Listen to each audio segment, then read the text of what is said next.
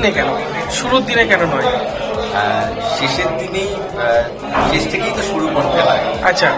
আর ধরুন এই শোটার যে নাম ইকোটোন, ইকোটোন মানে হচ্ছে যেখানে দুটো জিনিস একসাথে মার্চ করে, দুটো পাহাড়ের সাথে যেখানে তরাই মার্চ করে, জলের সাথে যেখানে ডাঙা মার্চ করে, তেমনি এখানে ধরুন একটা বছরের সাথে আরেকটা বছর মার্চ করছে। সেই জায়গাটা থেকেই আমরা চলছি। আচ্ছা, আপনার ভাবনাটা কি ছিল? এখানে দেখুন, আমি জলাদর্শ কালেকটিভ বলে এক কালেকটিভেরও অংশ। সেই কালেকটিভ মূলত যা কাজ করে সেই কাজই এখানে তার বিভিন্ন সেগুলোকে আমি এস্থেটিক্যালি দেখানোর চেষ্টা করেছি।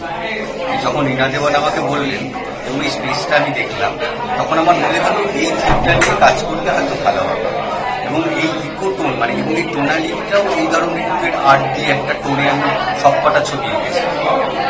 আচ্ছা, ক্যানভাস এবং ছবিতে ব্যবহৃত যে রং, সেটার সঙ্গে কি পরিবেশ বান্ধব হওয়ার কোনো রকম কোনো সম্পর্ক আছে? না, খুব একটা যে পরিবেশ বান্ধব রং ব্যবহার করেছি আমি তা নয়। আচ্ছা, বার্তাটা আমি দিতে চেয়েছি পরিবেশ বান্ধব, সুন্দর করে বাচ্চাদের কি করে পরিবেশের সঙ্গে আরো ভালো করে পরিচয় করানো যায়, সেইগুলো নিয়ে আমরা।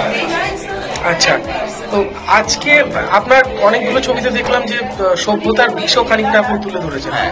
এর কথা হচ্ছে বিষের সঙ্গে অমৃত তো দুটো সমান, মানে ওটা কয়েনের এপিট আর ওপিট। কথা হচ্ছে আপনি যেভাবে বাচ্চাদের পরিবেশ বান্ধব হতে বলছেন, এবার এটার সঙ্গে বিষটাও তো রয়েছে যেটা বাচ্চাদের পুরো শৈশবকে খেয়ে নিচ্ছে ধীরে ধীরে।